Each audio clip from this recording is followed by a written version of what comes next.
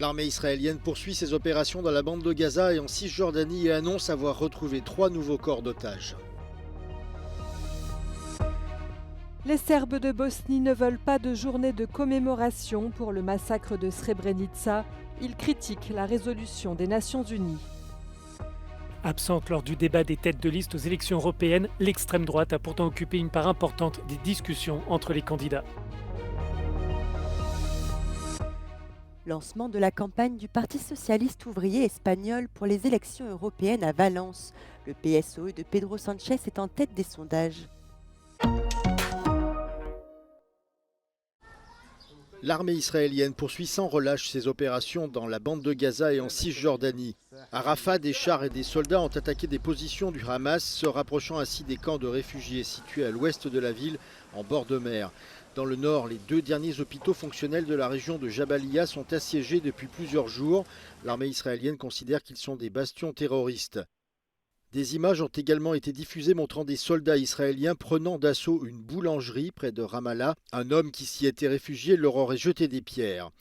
Pendant ce temps, le Premier ministre israélien Benyamin Netanyahou, en déplacement dans le nord d'Israël, près de la frontière libanaise, a déclaré ce jeudi que Tsahal avait, je cite, des plans détaillés et parfois surprenants pour sauver les otages et garantir la sécurité du pays. Il a ajouté ne pas vouloir donner plus de détails et partager ses plans avec l'ennemi. La découverte de 3 nouveaux corps d'otages cette nuit dans la bande de Gaza fait suite à une nouvelle manifestation ce jeudi soir à Jérusalem et à Tel Aviv. Des centaines de personnes, familles et sympathisants avaient de nouveau réclamé le retour des otages et exigé que le gouvernement passe un accord avec le Hamas. Ils refusent la qualification du massacre de Srebrenica en génocide. Plusieurs dizaines de manifestants pro-serbes se sont rassemblés jeudi au Monténégro avant le vote de l'Assemblée des Nations Unies. Peu après, l'ONU a instauré une journée internationale de commémoration du génocide de Srebrenica en souvenir du massacre de 8000 hommes en 1995. Le président de la République serbe, Aleksandar Vučić, minimise la portée du vote, puisqu'entre les voix contre et les abstentions, 107 États n'ont pas voté en faveur de la résolution. La France appelle les responsables politiques des pays de cette région à être à la hauteur de cette exigence. Il nous appartient de penser à l'avenir en faisant de la création de la Journée internationale de réflexion et de commémoration du génocide de Srebrenica une occasion de travailler à la réconciliation des mémoires sur la base du respect et de la solidarité envers toutes les victimes. Les familles ayant perdu un ou plusieurs proches en Bosnie-Herzégovine il y a presque 30 ans saluent cette décision de l'ONU de faire du 11 juillet une journée de commémoration. Les Serbes, eux, estiment que ce choix va éloigner davantage les différents peuples du pays d'une réconciliation. Le président des Serbes de Bosnie a menacé de faire sécession.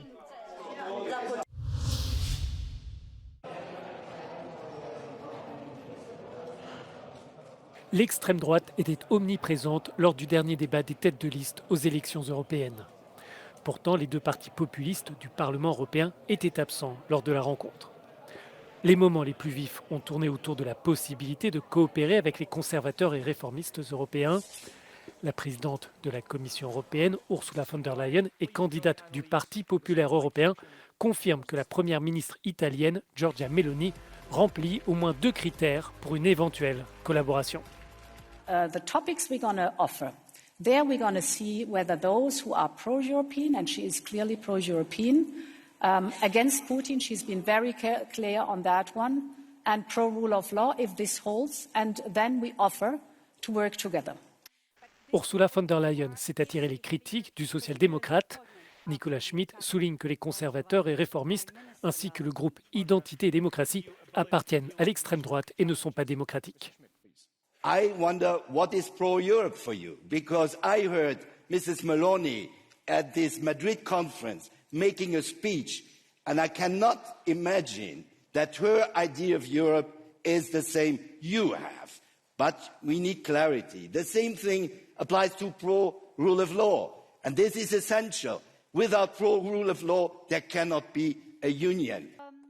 La candidate écologiste Terry Renke a vivement interpellé le candidat du groupe Renew Europe, Sandro Gozzi, dont le parti, membre néerlandais VVD, s'apprête à rejoindre une coalition gouvernementale avec l'extrême droite aux Pays-Bas. I'm sorry to say, Mr. Gozzi, but I cannot let you off the hook so easily.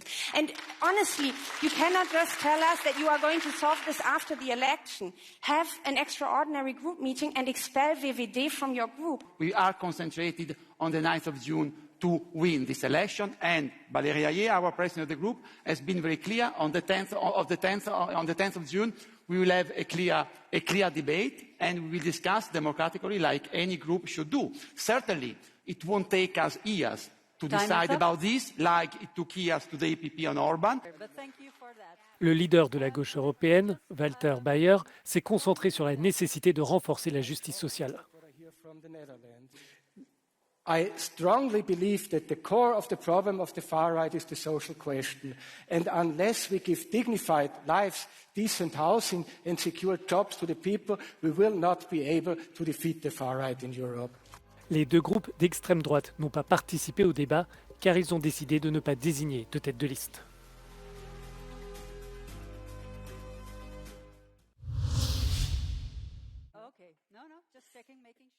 Outre les téléspectateurs qui ont pu suivre ce jeudi le grand débat des principaux candidats aux élections européennes, dans les travées du Parlement européen à Bruxelles, 2 jeunes électeurs avaient été invités à l'événement. Certains ont même pu poser leurs questions aux candidats. Si les alliances entre les partis d'extrême droite ont été âprement débattues, d'autres thèmes ont retenu l'attention de ces primo-votants. I think that the security was the most important and the most emotional one for every candidate. I will choose 2 topics. The first one is the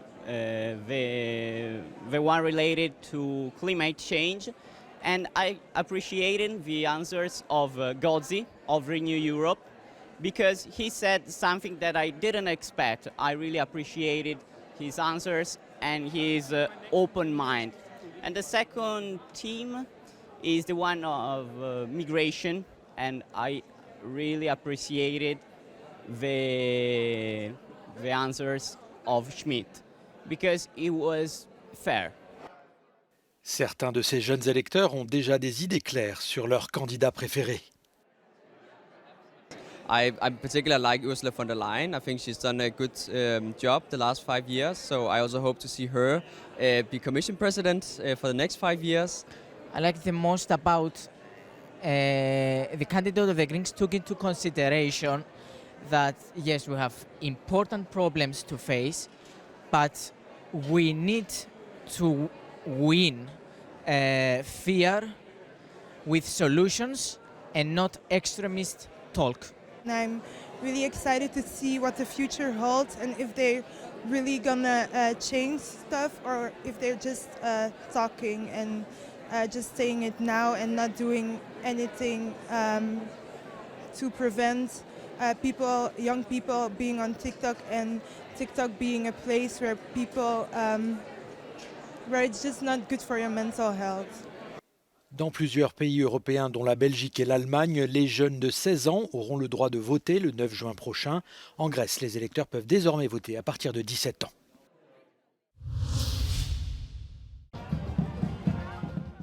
Iván, Javier, Carlos, Gabriel y Sara acuden al lanzamiento de la campaña del PSOE para las elecciones europeas en Valencia. Son algunos de los jóvenes que han encontrado en la formación de Pedro Sánchez el espacio para canalizar sus aspiraciones. Igualdad, feminismo, derechos de personas trans, LGTB y una forma de hacer un frente amplio contra la extrema derecha y la derecha extrema. Tras los memes de Pedro Sánchez que conquistaron las redes en la campaña de las elecciones generales del 23 de julio, en esta ocasión el Partido Socialista recurre al último éxito del mapache de TikTok.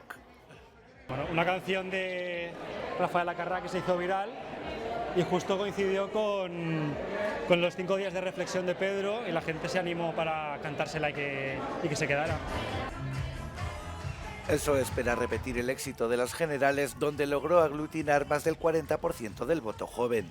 El PSOE está aglutinando a mucho joven porque al final sí, el mensaje es diverso, ¿no? y es un poco al final la imagen de la Europa que queremos, ¿no? Una Europa diversa, una Europa tolerante.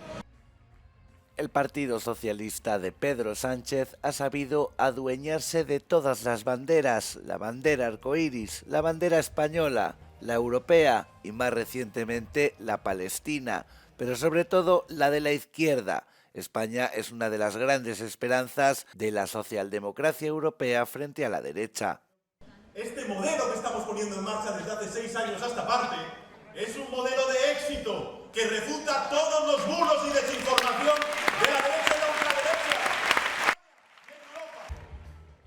El Partido Socialista no podía empezar la campaña electoral con mayor energía. La polémica entre Milei y Pedro Sánchez ha logrado movilizar de nuevo a su electorado y a colocar al PSOE como el muro de contención contra la extrema derecha en Europa. Además, las encuestas le dan al PSOE en este momento una dulce noticia. Después de varias semanas y días en las que el Partido Popular doblaba escaños y el PSOE quedaba segundo en las elecciones, los últimos sondeos apuntan incluso a que el Partido Socialista podría volver a ganar las elecciones europeas.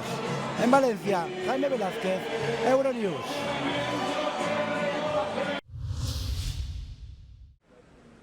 Au moins 4 personnes sont mortes dans l'effondrement d'un immeuble aux Baléares. Des dizaines de personnes ont également été blessées et les services d'urgence ont dû intervenir toute la nuit pour sauver les victimes piégées dans les décombres. Selon la police, 2 Allemandes, une Espagnole et un Sénégalais ont été tués dans l'accident. Selon le responsable des pompiers, tout le premier étage et notamment une terrasse visiblement surchargée s'est écroulée sur le rez-de-chaussée.